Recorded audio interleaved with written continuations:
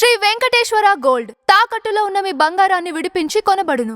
ఇది అలైక్య చిట్టి పికిల్ వాళ్ళు ఎంత ఫేమ్ అయ్యారు అనేది చాలామందికి తెలుసు. కానీ వాళ్ళు ఒక కస్టమర్ని ఇష్టం వచ్చినట్టుగా మాట్లాడడం వల్ల ఆ చిట్టి పికిల్స్ అనేది ఇప్పుడు క్లోజ్ అయిపోయింది అన్నట్టు కూడా మాట్లాడుతున్నారు. అలైక్య చిట్టి పికిల్స్ అనేది ఎంత ఫేమ్ అయ్యారో తెలియదు, కానీ కస్టమర్స్ని కించపరిచి మాట్లాడడం వల్లనే వీళ్ళు ఇంత డౌన్ అయిపోయారు. ఈ రకంగా వాళ్ళు ఫేమ్ అయ్యారు, కానీ వీళ్ళది మాత్రం పికిల్ పెట్టుకొని పికిల్ అమ్ముకుంటూ పికిల్ని ఫేమస్ చేసుకుంటూ పికిల్లో అయితే బ్రతకట్లేదు.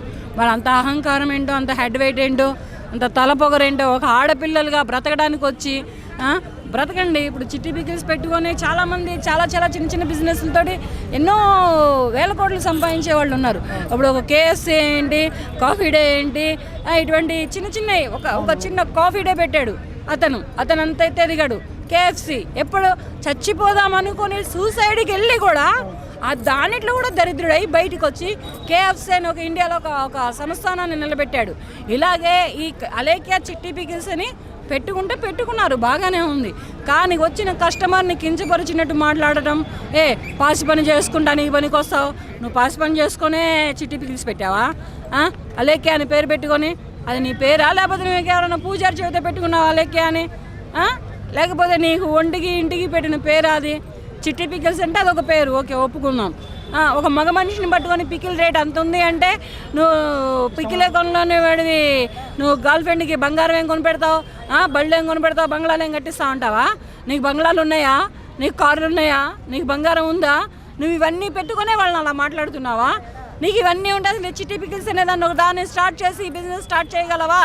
అంటే నీకు ఆ కోరికలు, ఆ ఆశలు అవన్నీ ఉన్నాయి కనుకనే నువ్వు ఒక జంటుని పట్టుకొని నీ నోటికి వచ్చినట్టు నువ్వు మాట్లాడగలిగావు.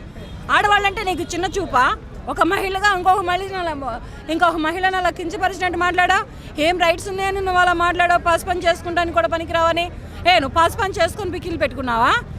నీకు మాట్లాడే రైట్స్ లేవు. అదేంటంటే ఎవరికో పెట్టబోయి ఇతనికి పెట్టానంటే ఇతని నెంబర్, ఇతని మెయిల్ ఐడి నీ దగ్గర ఉంటేనే కదా ఎవరికో పెట్టబోయి ఇతనికి వెళ్తుంది.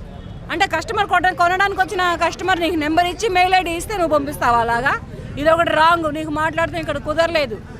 ఇంకోటి ఏంటంటే మా నాన్న చనిపోయాడు, మా నాన్న చనిపోవడం వల్ల మా చెల్లి మెంటల్గా అప్సెట్ అయిపోయింది.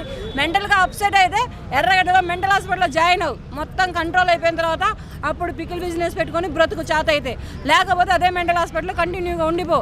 ఎందుకంటే గవర్నమెంట్ అన్నం పెడుతుంది, ఆశ్రయం ఇస్తుంది, బ్రతకనిస్తుంది. ఇట్లా ఉండాలి. కానీ నువ్వు పికిల్ పెట్టుకొని ఒక ఆడపిల్లవి, అన్న పికిల్ ఒకసారి టేస్ట్ చూడండి అన్న, బాగుంటే కొనుక్కోండి అన్న, సార్ మేము కొత్తగా పెట్టాం సార్, ఆడపిల్లలను బ్రతుకుతున్నాం సార్ అని రిక్వెస్ట్ పెట్టుకుంటే కస్టమర్లు కోట్లు కుమ్మరిస్తారు నీ మీద.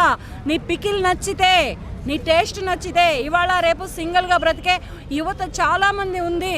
ఒక్క ముద్ద రైస్ కుక్కర్లో రైస్ పెట్టుకొని నీ పికిల్ తిని కడుపు నింపుకునే అటువంటి యువత ఉంది ఇవాళ రేపు. అటువంటి యువతని మొత్తాన్ని కూడా నువ్వు దెబ్బ కొట్టావు, నీ నోటుకు వచ్చినట్టు మాట్లాడావు, నీ ఇష్టం వచ్చినట్టు ప్రవర్తించావు. ఏంటి నీకు అంత హెడ్ వెయిట్ ఏంటి? అంత హెడ్ వెయిట్, అంత అహంకారం పనికిరాదు. కనుక నీ పికిల్ బిజినెస్ క్లోజ్ అయిపోయింది. ఇప్పటికీ నీకు జనాలేంటి, ప్రజలేంటి అందరు దుమ్మెత్తిపోస్తున్నారు. నీకు ఏదైనా మెంటల్ ఉంటే మెంటల్ హాస్పిటల్కి వెళ్ళమ్మా. సో ఇప్పుడు ఒకవేళ మళ్ళీ వాళ్ళు ఫ్రెష్గా స్టార్ట్ చేస్తే అవకాశం ఏమైనా ఉంది అంటారా? ఇంకా లేదు. ఎందుకనంటే ఈ అమ్మాయి ఫస్టే రిక్వెస్ట్ పరంగా రాలేదు.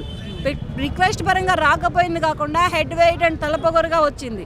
మరి వెనకమార్లో ఎంత ప్రాపర్టీ ఉందో, వెనకమార్లో ఏం బ్యాక్గ్రౌండ్ ఉందో, ఏం బ్యాక్గ్రౌండ్ చూసుకొని అలా మాట్లాడిందో తెలియదు. లేకపోతే సరదాగా బిజినెస్ పెడదామని చిట్టి పికిల్స్ అనే బిజినెస్ పెట్టిందో. ఇప్పుడు రేట్లన్నీ ఉన్నాయి. ఆ రేట్లు ఉన్న రేట్లు, ఆయిల్ రేట్లు ఏంటి, కారం రేట్లు ఏంటి, తర్వాత టమాటాల రేట్లు ఏంటి, అయినా కానీ వెజిటేబుల్ రేట్లు ఉన్నాయి. అక్కడ నువ్వు ఎలా మాట్లాడుకోవాలి?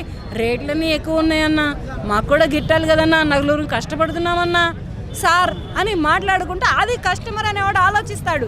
కస్టమర్ అనేవాడికి బుర్రకెక్కిద్ది. అవును కదా, ఈ అమ్మాయి పికిల్ అమ్మబట్టే కదా నేను ఒక ముద్ద అన్నం తింటున్నాను, బాగుంది కదా అనే ఉద్దేశానికి వెళ్తాడు.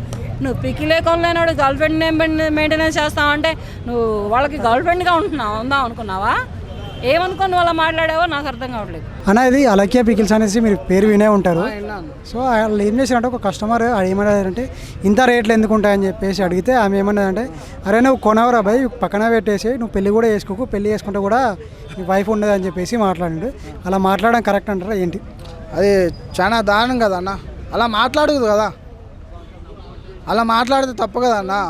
వాళ్ళు కొనడానికి వచ్చారు, నీకు ఇష్టం ఉంటే లేకపోతే లేదు. అలా తిట్టడం పద్ధతి కాదు, అది చాలా దారుణం అన్న. ఇప్పుడు బిజినెస్ కూడా లాస్ అయిపోయింది. సో ఈ కాడ నుంచి అయినా సరే తను ఏమైనా మానుకొని ఇంకా నుంచి కస్టమర్లతో ఫ్రీగా మాట్లాడుతా అంటారా ఎట్లా? అన్న ఆమె ఇప్పుడు ఒక్కొక్కరిది ఒక్కొక్క రేట్ ఉంటుంది అన్న. వాళ్ళు కష్టపడి చేసి ఇప్పుడు రైతు ఉన్నాడు, ఆయన పండించి మార్కెట్కి పోతే మార్కెట్ డబ్బులు రావని సరిగా. వీళ్ళు పికిల్స్ కష్టపడి చేసి కొనుక్కొని పెట్టుబడి పెట్టింటారు కాబట్టి దాని తగ్గట్టు వాళ్ళు అమౌంట్ని అడుగుతారన్న. నీకు ఇష్టం ఉంటే తీసుకో, లేకపోతే ఎందుకు అలా మాట్లాడాలా నువ్వు? ఏమన్నా కొద్దిగా బుద్ధి ఉందా? కష్టపడేవాడిని ఎప్పుడూ మాట్లాడకు. నువ్వు చేసి చూడు మీ ఇంట్లో, నువ్వు చేసుకో, అదే కష్టపడి నువ్వు ఇంట్లో చేసుకో. బయటకు వచ్చి ఎందుకు కొంటున్నావు? ఎవరు ఇష్టం ఉండే రేటు వాళ్ళు పెట్టుకుంటారు. వాళ్ళు కష్టపడ్డారు కాబట్టి వాళ్ళు ఆ రేటు పెట్టారు. వాళ్ళకి ఆ రేటు గిట్టదు కాబట్టి రేటు పెట్టుకున్నారు. వాళ్ళకి ఎంత రేటు గిడుతుందో అంతే రేటు పెట్టుకుంటారు. ఎందుకు నువ్వు అలా తిట్టడం పద్ధతి కాదు అన్న. అలాగే పిల్లల గురించి మీరు విన్నా ఉన్నారు కదా, ఒక కస్టమర్ని తిట్టిందని. సో అలా తిట్టడం కరెక్టే అంటారా ఏంటి? వాళ్ళు చిట్టి పికిల్స్ అమ్ముకునే వాళ్ళు చిట్టి పికిల్స్ అమ్ముకోవాలి. మనుషుల మీద తిట్టే హక్కు ఎవరిచ్చారు అసలు? అది వ్యక్తిగతంగా ఎవరు తిట్టాల్సిన అవసరం లేదు. నీకు ఇష్టం వచ్చిన రేట్లు పెట్టుకో, నీకు ఇష్టం వచ్చినట్టు అమ్ముకో. కాకపోతే మనుషులు వచ్చి అడుగుతారు, బార్గెనింగ్ చేస్తారు. బార్గెనింగ్ చేసినప్పుడు నువ్వు నచ్చకపోతే నా దగ్గర బార్గెనింగ్ చేయడానికి అవకాశం లేదని చెప్పొచ్చు కదా. నువ్వు అతను ఎవరు కస్టమర్ అడిగింది కూడా నీకు ఆన్లైన్ డైరెక్ట్ షాప్ దగ్గర వచ్చి కాదు, ఆన్లైన్లో అడిగిన వ్యక్తిని తిట్టావంటే ఆన్లైన్లో ఎంత స్ప్రెడ్ అవుతుందని నువ్వు ఎక్స్పెక్ట్ చేయలేవా? అంటే దీనివల్ల ఏంది, వాళ్ళు ట్రోల్ అవ్వాలనే ఉద్దేశంతో చేసుకున్నట్టున్నారు. అంతే కదా. ఇప్పుడు అయితే చెడితేనన్నా ఫేమ్ అవుతారు, లేదా బాగుపడితేనన్నా ఫేమ్ అవుతారు. ఆ ఉద్దేశంలో వీళ్ళకి టార్గెట్ ఏంటో తెలియదు కదా. మళ్ళీ వచ్చి సారీ చెప్పడం ఇలాంటివన్నీ చేస్తారు. ఇప్పుడు ఇంత స్ప్రెడ్ అయిపోయింది కానీ ఇప్పుడు వాళ్ళ బిజినెస్ కూడా ఎంతో చాలా పేరు అనేది బ్యాడ్ అయిపోయింది.